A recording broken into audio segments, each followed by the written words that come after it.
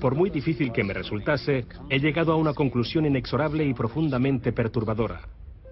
Creo que una élite de personas, junto con las compañías que dirigen, han conseguido controlar no solo nuestra energía, el suministro de alimentos, la educación y la sanidad, sino cada una de las facetas de nuestra vida. Y lo hacen controlando el mundo de las finanzas, pero no crean más valor, sino que en realidad controlan la fuente del dinero.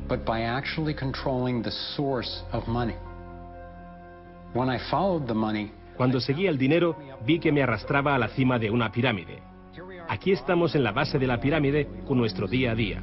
Por encima de nosotros está el gobierno, personas a las que se les ha otorgado un monopolio de poder y lo usan para imponernos impuestos y controlarnos, estemos de acuerdo o no.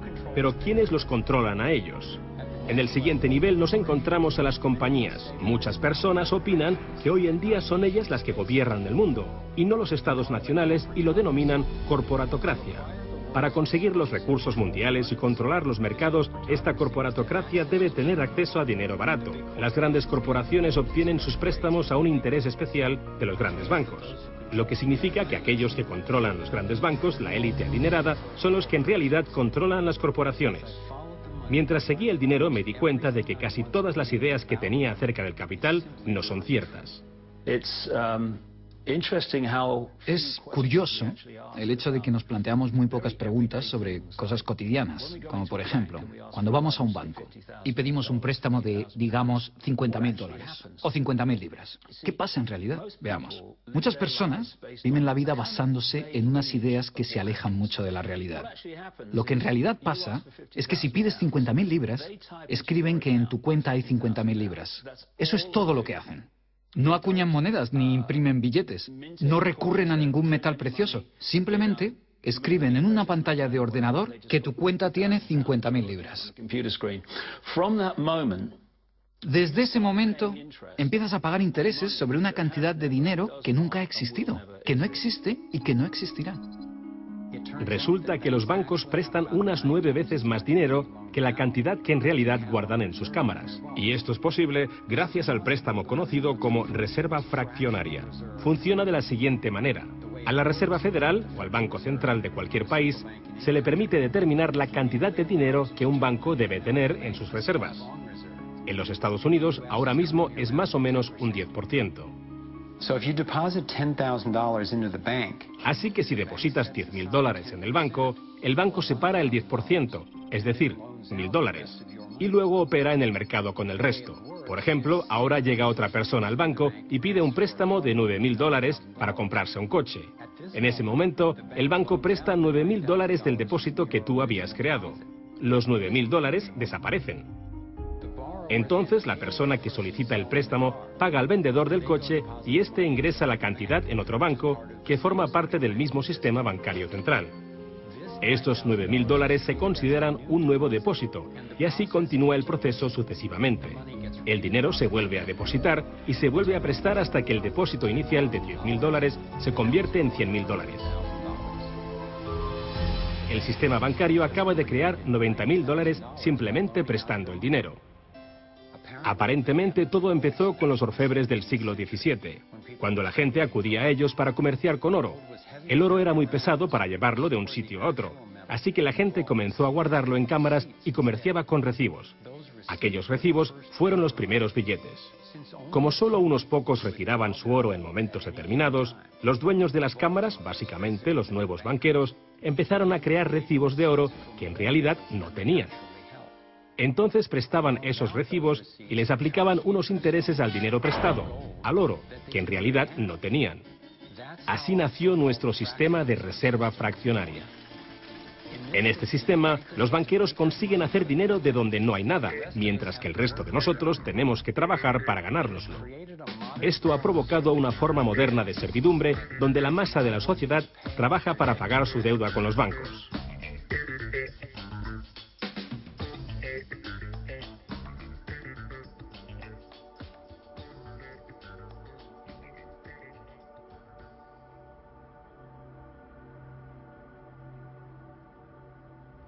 Bajo este esquema de reserva fraccionaria, inevitablemente nos hemos convertido en esclavos de la deuda de una élite financiera que nos gobierna. no porque sean mejores o más inteligentes que nosotros, sino porque han manipulado el sistema para beneficiarse de una gran parte de la gente de este planeta. Catherine Austin Fitts es experta en este tema. Fue ayudante del Departamento de Vivienda y Desarrollo Urbano de Estados Unidos bajo el mandato del presidente George Bush Sr. y luego asesora de la administración de Clinton. Imaginemos el juego del Monopoly. Ahora quieres comprar el Paseo del Prado. Lo que puedo hacer continuamente es imprimir dinero, darme más y más dinero, disminuir el valor de tu moneda al imprimir cada vez más. Da igual lo duro que estés trabajando o el éxito que tengas. Al final, siempre te puedo comprar y no me cuesta nada. Pero ¿cómo se explica que si vosotros o yo mismo fabricamos billetes, se nos acuse de falsificación? Pero si lo hacen los bancos, entonces sea un incremento de la masa monetaria. ¿Cómo han conseguido los bancos este poder?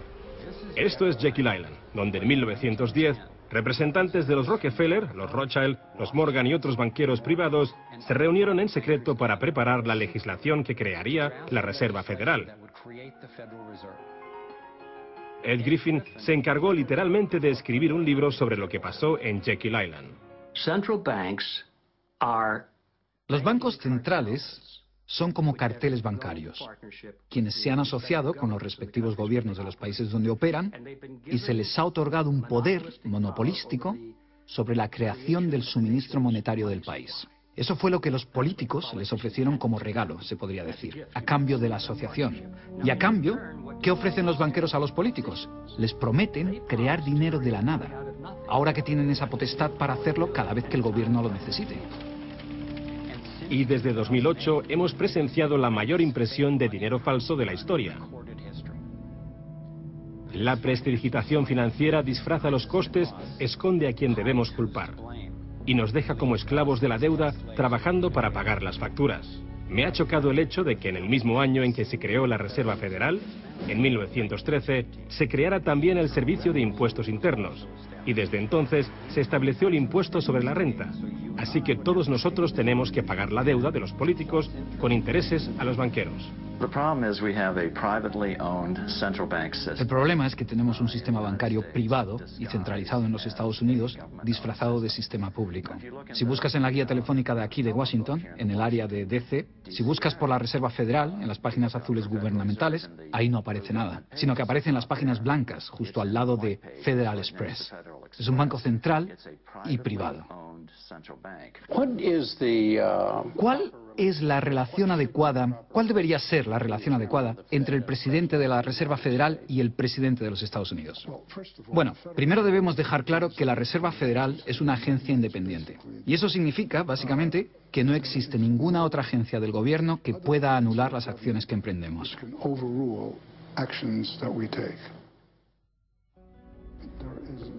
Que no existe ninguna otra agencia del gobierno que pueda anular las acciones que emprendemos.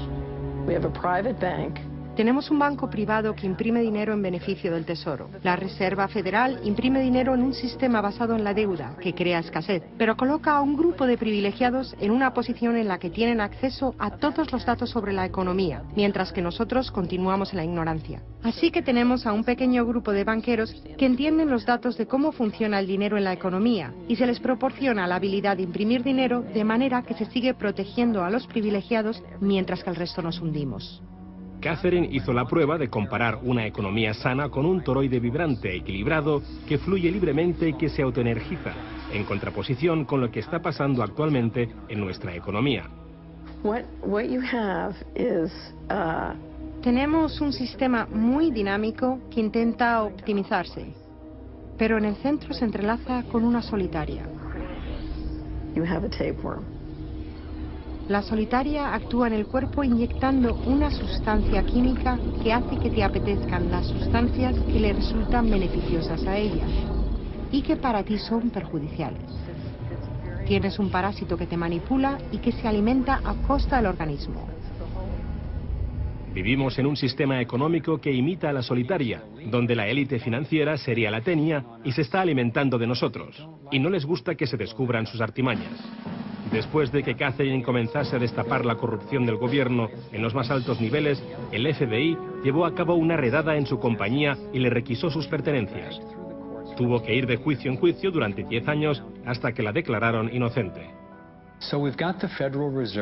Así que tenemos a la Reserva Federal, una corporación privada con el monopolio de crear dinero, pero sin tener que rendir cuentas y que además está apoyada por el gobierno con el monopolio de la fuerza.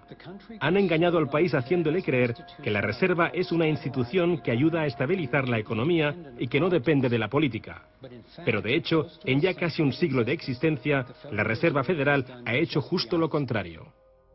Desde que se puso en marcha, nos han robado a través de la inflación y el poder adquisitivo del dólar ha disminuido más de un 97%. Y la diferencia entre ricos y pobres deja claro que el dinero va a parar a manos de unos pocos. Solo 16 años después de que la Reserva Federal accediera al poder, los Estados Unidos sufrieron la Gran Depresión. En mi investigación he descubierto que antes de que se produjese el crack del 29, la élite de banqueros sacó su dinero del mercado. Después del crack, usaron ese dinero para comprar todas las acciones baratas y los bancos en quiebra más pequeños por poco dinero. Entre los banqueros que consolidaron su fortuna de esta manera, encontramos a los Rothschild, los Rockefeller y los Morgan. Un caso similar sucedió con el colapso financiero de 2008, en el que de nuevo se volvían a beneficiar los mismos banqueros. En los años previos al colapso, los mayores bancos, incluyendo Bank of America, Citigroup y Chase, todos ellos controlados por los Rothschild, los Rockefeller y los Morgan, se forraban y comerciaban con préstamos basura, cuyo dinero sabían que no iban a poder recuperar. Es como colocar unas naranjas podridas en una caja y venderlas como si fuesen de la mejor calidad. Los que habían embalado ese producto sabían que tarde o temprano alguien abriría la caja y vería que no contenía nada de valor, ya que al fin y al cabo ellos habían empaquetado dichas cajas. Cuando las naranjas podridas, lo que conocemos como créditos basura, los derivados y las coberturas por incumplimiento crediticio se descubrieron finalmente, acabó por afectar a todo el mundo. La gente empezó a perder sus casas, trabajos, negocios y fondos de jubilación. Mientras tanto, los grandes bancos, que fueron los que en realidad crearon el problema, fueron los únicos a los que rescataron. ¿Y eso por qué? ¿Por qué iba la Reserva Federal a dar a los bancos billones de dólares aunque la mayoría de los estadounidenses estuviera en contra de que los rescatasen? ¿Y por qué no ayudaron a los más necesitados en vez de ayudar a los que perpetraron el colapso financiero? Mi investigación me llevó a la conclusión de que las mismas personas que crearon la Reserva Federal, los Rothschild, los Rockefeller y los Morgan, todavía la controlaban y utilizaban esta estructura para salvarse a nuestra costa. Muchos de los bancos creados siguen siendo el lobby más poderoso del Capitolio de los Estados Unidos, y ellos sinceramente son los dueños del lugar. Estoy convencido de que el reciente colapso financiero de 2008 fue el resultado de un esquema de inflar y tirar orquestado, diseñado y ejecutado por los grandes banqueros para consolidar sus fortunas y su poder. David Icke nos explica cómo ve los denominados ciclos comerciales de la Reserva Federal. Fase 1 es como lanzar el sedal. Fase 1, colocas un montón de dinero, unidades de intercambio en circulación. Para ello, bajas los intereses y concedes muchos préstamos. Esta es la parte del ciclo que denominamos boom. Como hay muchas unidades de intercambio en circulación, hay un montón de dinero que cambia de manos, que genera una gran actividad económica. Eso genera empleo y como se gasta más y más dinero, aumenta la demanda. Así que las compañías solicitan más créditos de dinero recién salido del horno para aumentar su producción. La gente coge confianza a su rutina. Pues resulta que trabajo para tal compañía y tienen muchos pedidos. Funciona de maravilla, tengo trabajo asegurado. ¿Y sabes qué? Estoy pensando en comprar una casa más grande. Luego empiezan a cambiar. Lo que hacen es tirar del sedal. Suben los tipos de interés. Ahora, cada vez hay menos personas que consiguen los créditos porque las condiciones de concesión se han endurecido. Y también, al aumentar los tipos de interés, una gran parte del salario de las personas se destina a pagar esa subida de los intereses y no al consumo. De repente, ya no hay tanto dinero en circulación y por tanto se compran menos cosas. Los beneficios de las compañías empiezan a disminuir, empiezan a reducir los puestos de trabajo y algunas comienzan a cerrar. La gente pierde sus trabajos. Ya no pueden pagar las hipotecas de esas grandes casas que se habían comprado cuando todo iba bien. Ahora los bancos empiezan a recoger el sedal, porque mientras la gente se declara en bancarrota, tanto las compañías como las personas, los bancos se quedan con las fortunas que sí que son de verdad. Con las propiedades, las tierras, los recursos que habían puesto como aval para que simplemente les prestasen unas cifras que solo aparecían en la pantalla del ordenador. Y llevamos siglos con este ciclo económico de tirar el sedal y recoger, de inyectar una gran cantidad de dinero en circulación, de hacerlos picar. Y lo que se ha hecho en realidad es robar. Y se ha propiciado que se acumule la verdadera riqueza del mundo en manos de unos pocos.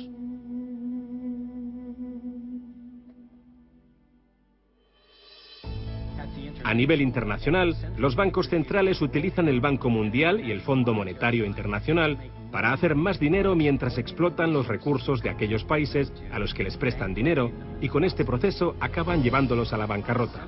El banco central de los bancos centrales es el banco creado por los Rothschild, el Banco de Pagos Internacionales.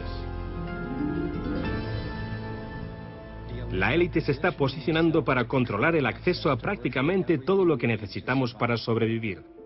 Da igual a qué parte del mundo vayas, porque el dinero está controlado por el sistema bancario. Ellos deciden si la gente come o no come.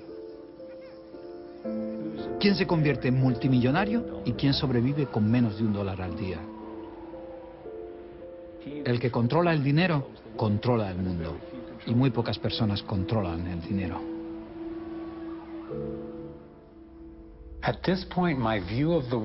Llegados a este punto, mi concepción del mundo dio un vuelco. Empecé a enfrentarme al hecho de que el fracaso y el sufrimiento de muchos es en realidad el éxito y realización de unos pocos. La élite de los banqueros que ha engañado al mundo y a los que se les ha permitido crear dinero. Todos ellos ya son dueños de vastas fortunas. Entonces, ¿cuál es su finalidad? ¿Cuáles son sus objetivos?